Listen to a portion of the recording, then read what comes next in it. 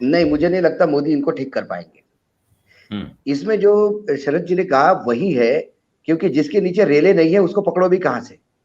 और यदि उसके ऊपर आप ठीक करने का प्रयास करोगे तो वो आपको सारी चीजें पब्लिक कर देगा, जहां आपको मुंह छुपाने के लायक नहीं होगा। नरेंद्र मोदी सरकार का ये दावा, मैं खाऊंगा ना खाने दूंगा, ये पूरी तरह से नंगा हो चुका है। सतपाल मलिक के चार्जेस के बाद तो ये प्रूव हो गया है, ना खाऊंगा ना खाने दूंगा, सिर्फ कुछ लोगों को खिलाऊंगा, और यदि किसी ने मुझे बताया तो उसे वहां से भगाऊंगा। ये पूरा नारा है अब। क्योंकि सतपाल मलिक ने रिलायंस का नाम लिया, वो इंश्योरेंस की फाइल कैसी रोकी वो बताया। उसके बाद संघ की एक कार्य ये बताया कि संघ के इसमें 150 करोड़ की ऊपर दी है। बड़ी हास्यास्पद चीज है कि 2-3 दिन में डेवलपमेंट होगी, यदि हम जम्मू कश्मीर की ही बात करें। उसके बाद प्रधानमंत्री को उन्होंने ये बात बताई, और प्रधानमंत्री ने उनको कहा कि बिल्कुल भ्रष्टाचार के खिलाफ लड़ना है हमें, बिल्कुल सही है। बड़े खुशी खुशी श्रीनगर आ गए, बैग पैक करके उनको गोवा भेज दिया गया। यदि इतना ऑनेस्ट आदमी है, वो भ्रष्टाचार वहां रोक रहा था, तो उन्हें गोवा क्यों भेज दिया?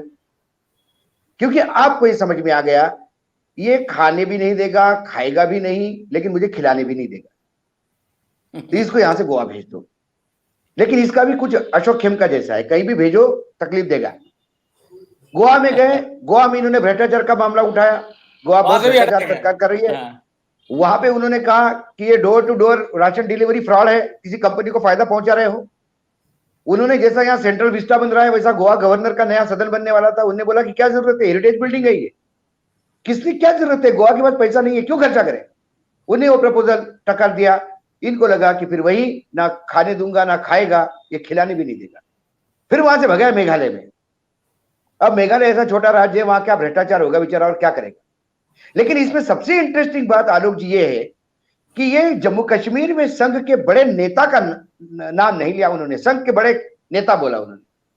उसके बाद गुजरात में अपनी किताब के प्रमोशन में राम माधव घूम रहे हैं, उन्हें वहां इंटरव्यू दिया कि मैं मानहानि का दावा करूंगा गवर्नर के खिलाफ, सतपाल मलिक के खिलाफ। भाई उन्होंने तो उनका नाम नहीं दिया, चोर के मन में कहीं ना कहीं तिनका है। उसके बाद उन्होंने कहा कि सतपाल मलिक के समय जितने डील हुए और जितने डील रिजेक्ट हुए, इसकी इंक्वायरी होनी चाहिए। यह बात मैं जम्मू कश्मीर की बोल रहा हूं, बहुत संगीन बात है। वो राज्य जो पाकिस्तान से लगा हुआ है, वो राज्य नोटबंदी के बाद भी आतंकवाद नहीं थमा, वो राज्य 35A 370 के बाद भी आतंकवाद नहीं थमा, वो राज्य 56 इंच के सीने के बाद भी नहीं थमा, वो राज्य जहां एयर स्ट्राइक करने के बाद भी नहीं थमा, वो राज्य जहां आपने सरकार बर्खास्त करके सब बर्खास्त करके वहां पे आपने यूनियन टेरिटरी बनाई, आपने LG बिठाया, उसके बाद भी नहीं थमा। और सतपाल मलिक ने कहा, और एक बात जम्मू कश्मीर के बारे में मैं बहुत सीरियसली ले रहा हूं इस बात को, उन्होंने कहा कि जब मैं गवर्नर था तो श्रीनगर के पास 100 किलोमीटर के दायरे में आतंकवादी नहीं आ रहे थे। तो क्या सतपाल मलिक ये कहना चाहते हैं कि वर्तमान में जो आतंकी हमले हो रहे हैं, ये कहीं हिंदू मुसलमान को आग लगाने का काम तो नहीं हो रहा है देश में? क्या आने वाले चुनाव में इसको कैश करने की बात तो नहीं हो रही है? ये बार बार जो बताए जा रहे हैं कि घुस के वो जो हिंदुओं को मारा जा रहा है, गोलगप्पे वालों को मारा जा रहा है, सतपाल मलिक क्या कहना चाहते हैं? इस सतपाल मलिक को इस पर डिटेल में पूछना होगा। और यदि सरकार, प्रधानमंत्री ये कहते हैं नहीं होने दूंगा, तो फिर उस RSS के अधिकारी के खिलाफ क्यों नहीं जांच हुई? उस अधिकारी, वो कहते हैं, उन्होंने बहुत ही बेतुका जवाब दी, बात कही राम माधव ने। उन्होंने कहा कि अधिकारी कैसा बोल सकते हैं गवर्नर को? अधिकारी ही बोलता है गवर्नर को। भ्रष्टाचार का तरीका यही होता है, अधिकारी का मंत्री के कान में बोलता है कि सर इसको दिया तो ये होगा, इसको दिया तो ये होगा, ये कुछ नहीं देगा। तो फिर मंत्री जी पूछते हैं लेकिन देना तो इसको है, तो कैसा करेंगे? तो बोले इसको ऐसा रिजेक्ट करो, इसको ऐसा रिजेक्ट करो।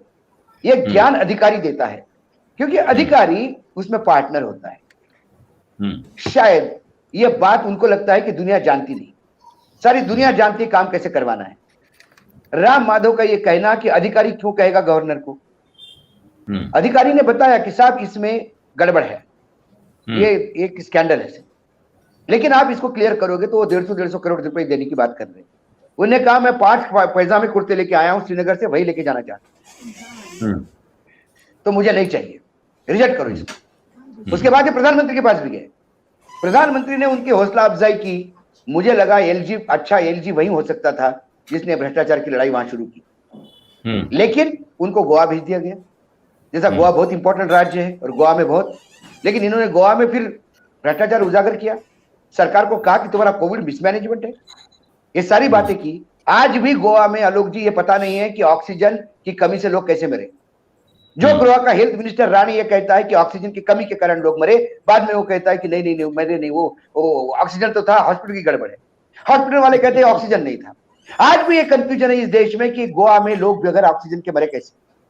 ये गोवा की सरकार है। जब उसको नग्न करने का प्रयास किया तो उनको मेघालय भेजा गया, और ये वोकल है। इन्होंने एक बात कही कि मैं लोहियाइट हूं। समाजवादी वाले जो है ये चुप बैठने वाले लोग नहीं होते, और ये चौधरी चरण सिंह के शिष्य, हमने कहा कि मैं चौधरी चरण सिंह जी का शिष्य हूं, उनके साथ काम किया। वो लोग ये छोटी मोटी बात, चौधरी चरण सिंह को कोई बोल भी दे कि साहब ये सिगरेट पी के आपके पास बैठा था, तो उसको वही लपड़ भगा देते थे कि तू सिगरेट पी के आता मेरे पास, हिम्मत कैसी हुई। ये चौधरी चरण सिंह का साफ पाक साफ नेतृत्व था। तो ऐसे लोग तो तकलीफ देंगे। एक बात तो रेखांकित हुई है सतपाल मलिक की इससे, ये उन पे एक्शन लेने की हिम्मत नहीं कर रहे हैं। इसलिए नहीं कर रहे हैं कि सतपाल मलिक तो फिर उस आरएसएस वाले का नाम भी लेगा, फाइल भी बताएगा, और फिर बताएगा क्या क्या इंटरेस्ट है, फिर इन्वेस्टिगेशन होगा, फिर पता पड़ेगा कि सतपाल मलिक जाने के बाद वो फाइलें कैसे क्लियर हुई, फिर वो 150 करोड़ रुपए किसके पास गए। ये सारी चीजें हैं कि भाई बोल मत, भैरू बाबा है तू, तेरी पूजा करते हैं, तुझे तेरा सरपंच, तेरे को दारू चाहिए, दारू चढ़ा, ये चाहिए चाहिए, तेरे गवर्नर पद चाहिए, गोवा जा, गोवा में भी नहीं, चल तू मेघालय जा, तू गवर्नर रहे। लेकिन अब इन्होंने बोलना शुरू कर दिया, और बोलना शुरू किया इन्होंने किसान आंदोलन से। पहली बार उन्होंने मुंह खोला किसान आंदोलन पे, और अंत में वो भी बड़े पॉलिटिशियन है। अंत में इंटरव्यू में वो जरूर कहते हैं कि मुझे आज भी विश्वास है प्रधानमंत्री नरेंद्र मोदी के नेतृत्व में कि वो भ्रष्टाचार होने नहीं देंगे, क्योंकि उनको भी गवर्नर रहना है। उनको इतना विश्वास है, गोवा का वो एक्सपीरियंस है, जम्मू कश्मीर का एक्सपीरियंस है, तो वो भी मजे ले रहे हैं, और सरकार बुरी तरह से फंसी हुई है। सरकार कुछ नहीं कर पा रही। छोटे मोटे भ्रष्टाचार पे इमीडिएटली बड़े बड़े आंदोलन होते हैं, बड़े बड़े सीबीआई से लेकर सारी एजेंसी, जांच एजेंसी पहुंच जाती है। 10 ग्राम भी नहीं मिला, 6 ग्राम भी नहीं मिला, पर भी शाहरुख का लड़का बिना किसी ड्रग मिले आज जेल में है। ये इस देश की तत्परता है।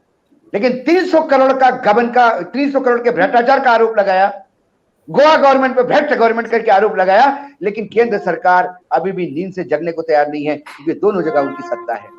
तो खाने नहीं दूंगा और खाऊंगा नहीं, ये सिर्फ बीजेपी रहित शासित राज्यों के लिए है, जहां बीजेपी का शासन नहीं है। और जहां बीजेपी का शासन है वहां बड़ी क्लियर सरकार की नीति है, ना खाऊंगा ना खाने दूंगा, सिलेक्टेड लोगों को खिलाऊंगा, तुम खिलाते रहो। सत्य हिंदी का ऐप डाउनलोड करें गूगल प्ले स्टोर पर।